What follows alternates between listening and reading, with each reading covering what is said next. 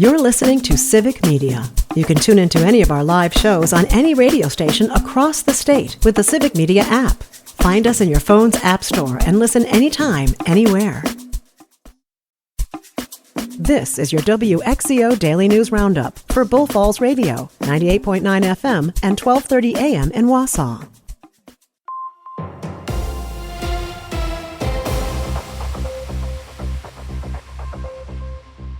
For WXCO News, I'm Brittany Merlot. Bacteria in the water. Our very own lakes can have very high levels of E. coli, and you do not want to swim in that. It can make you sick. The Mayo Clinic says it's a bacteria that usually lives in animals' intestines. And this nasty bug gets into our water after recent rain drains urban sewer water and rural agricultural runoff into our lakes and streams. It's a major problem in Wisconsin.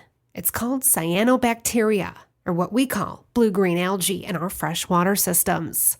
It's the outbreak of smelly and slimy microorganisms that can kill fish and block sunlight from deeper water organisms. And for us humans, it causes nausea, vomiting, and may progress to more serious, long-term health issues like liver failure or cancer. And it can happen for people swimming in it, eating fish from it, or drinking the infected water. So the DNR and other agencies have to monitor hundreds of lakes and beaches for unhealthy levels. And there's actually an interactive map on their website that you can check out ahead of time. Or if you're already there, signs should be posted at those beaches. Higher temperatures and increased sunlight in summer months encourage and increase these algae blooms, and so does standing water. Recently, elevated E. coli bacteria levels were found off of Silver Creek in Ripon, and in Chippewa, off of Otter Lake Beach. They're under an advisory, as well as the Trempealeau River in Pietrek County Park Beach. Remember, if the water looks or smells bad, stay out of it and keep kids and pets and livestock away. Fountains have been used to fight this in local ponds, and people in the community are using rain barrels to help reduce runoff. Also, using phosphorus-free fertilizers will help.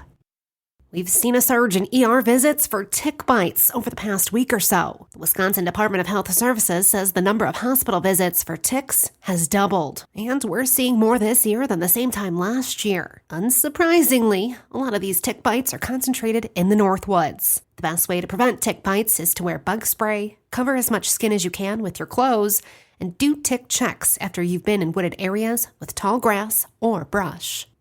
Wisconsin has 50 state parks, 15 state forests, 44 state trails, and 84,000 miles of rivers and streams, and roughly 15,000 inland lakes.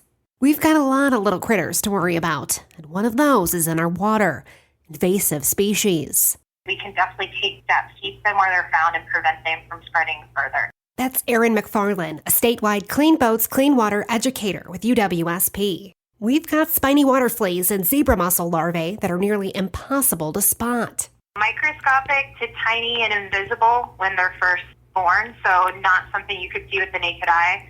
And then they'll slowly get to a little bit larger size to being about the inch and a quarter, adult size. So definitely the larvae are not something that you would very easily spot in water. They would have to be getting to larger adult size before you'd be able to see them. So, the Wisconsin Department of Natural Resources is urging people to drain water from their boats at the launch and asking us to clean equipment before going to another water body.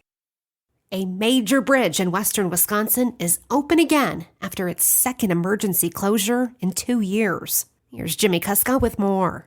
A bridge crossing the Mississippi River to the south of La Crosse is open once again. The Blackhawk Bridge, which takes motorists from Wisconsin to Lansing, Iowa, reopened Monday morning. It was closed on May 17th due to one of its piers moving, but Iowa DOT officials said the bridge is safe to cross. The DOT said that it is planning future closures due to construction of the 94-year-old bridge's replacement, which is set to open in 2027. The current bridge was also closed last year for nearly 2 months for emergency repairs. And a Wisconsin Girl Scout has set a new record for the most cookies ever sold. Savannah Tomei-Olsen has the story. Molly Lenius graduates from Madison East High School this week. She's now sold more than 35,000 boxes of cookies throughout her life. That's the most of any Wisconsin Girl Scout ever. The Badgerland Council of the Girl Scouts estimates she spent about 700 hours selling cookies in sunshine, rain, and snow. When combined with her sister Victoria, together they've sold almost 65,000 boxes of cookies. Congrats to them. And Wisconsin's tourism industry saw another record-breaking year in 2024. Governor Tony Evers and the Wisconsin Department of Tourism say over 114 million people visited the state last year, which generated a total economic impact of nearly $26 billion. The previous record had been set in 2023 at about $25 billion. In addition to the growing number of visitors and the money they bring, the tourism workforce grew by over 2% to 182,000 jobs. The arraignment for the man accused of abducting a pregnant teenager from Beaver Dam has been postponed by 2 weeks. Lisa Hale has the details. According to online court records, 40-year-old Gary Day faces multiple charges in connection with the disappearance of 17-year-old Sophia Franklin. He was originally scheduled to enter a plea last week. That hearing has now been rescheduled for June 17th. Day is charged with 2 counts of child abduction and 2 counts of child enticement under state law. In addition to those charges filed in Wisconsin and in Nebraska, the suspect was also indicted on federal charges last month. The case remains under investigation across multiple jurisdictions. And a Wisconsin representative pushes to keep coal-fired power plants open. Joanne Krulotz explains. Wisconsin Congressman Tom Tiffany is calling on the Public Service Commission of Wisconsin to prioritize overall power production and not to close coal-fired plants. In a letter to the commission, Congressman Tiffany said keeping all the state's current power plants online and opening new power facilities is critical to maintaining the state's manufacturing industry. He's calling for the use of all power supply sources, including natural gas, coal, and nuclear power. He also claimed wind and solar energy production can't keep up with the state's needs. And the Wisconsin Department of Transportation has announced that over 82,000 residents have added emergency contact information to their Department of Motor Vehicles records. It's a new program that was created under the To Inform Families First law signed by Governor Tony Evers in 2023. The goal is to help law enforcement authorities connect with emergency contacts faster in the event of a serious crash. I'm Brittany Merlot for WXCO.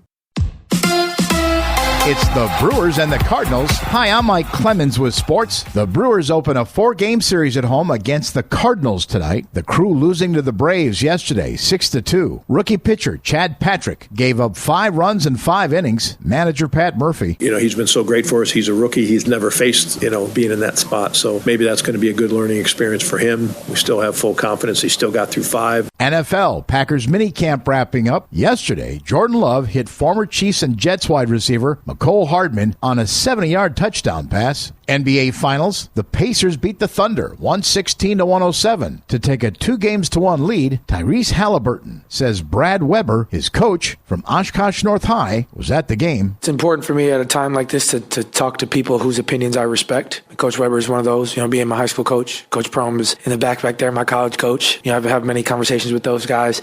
These games can get crazy, and I think what I've learned from those guys as my coaches and Coach Carlisle, is that people follow the leader. That's the Pacers' Tyrese Halliburton. With sports, I'm Mike Clemens.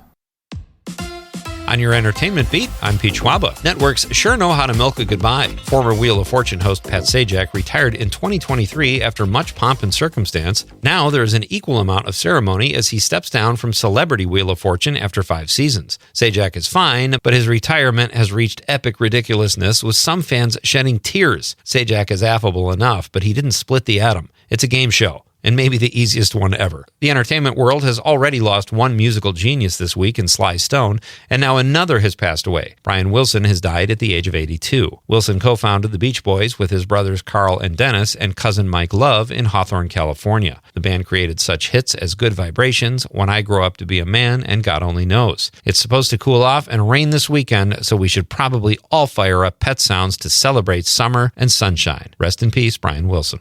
Summer blockbuster season rolls on this weekend with some great options if you are headed to the theater. The highly anticipated live-action version of How to Train Your Dragon opens this weekend and has a very solid 82% on Rotten Tomatoes when it comes to critics. This is the fourth installment of the franchise, but the previous films have all been animated. Materialists is the latest material from Studio A24. The rom-com stars Pedro Pascal as a New York City matchmaker caught in a love triangle. The film is drawing an 87% on Rotten Tomatoes. Science fiction drama The Life of Chuck opens wide this weekend. The film is reviewing well and based on a short story by Stephen King. And if you're in the mood for a Western, check out The Unholy Trinity. The film stars Samuel Jackson and Pierce Brosnan, but has not been reviewed yet. My assumption would be lots of good gunfights, decent acting, cheesy dialogue, and a pretty bad story, as it has not been made available to critics yet. Let's go to the movies. Many birthdays in one's life are milestones. There is turning 10, which is double digits. 21, you can get into bars legally, and 35, you can be president. For actress Elizabeth Hurley, turning 60 means she gets to post a pic on social media appearing in her literal birthday suit. That's right, naked at 60 and on social media are words that are typically abhorrent at best, but not for 0.00001% of the population, and that is Elizabeth Hurley and probably 3 other people. Hurley has starred in such films as Charlie's Angels, Austin Powers, and of course, Christmas in the Caribbean. This birthday story gets a little weirder when her son commented on the photo saying, "Happy birthday, mama." So sweet. Again, probably 0.0001% of kids that wouldn't be mortified at a naked picture of a 60-year-old parent on Instagram. And to make things even weirder, and before you think you might have a shot, fellas, she's dating Billy Ray Cyrus, who calls her the love of his life. Who else has an achy breaky heart right now? For more showbiz fun, tune in to Nightlight with me, Pete Schwaba, weeknights from 6 to 8 p.m. on the Civic Media Radio Network.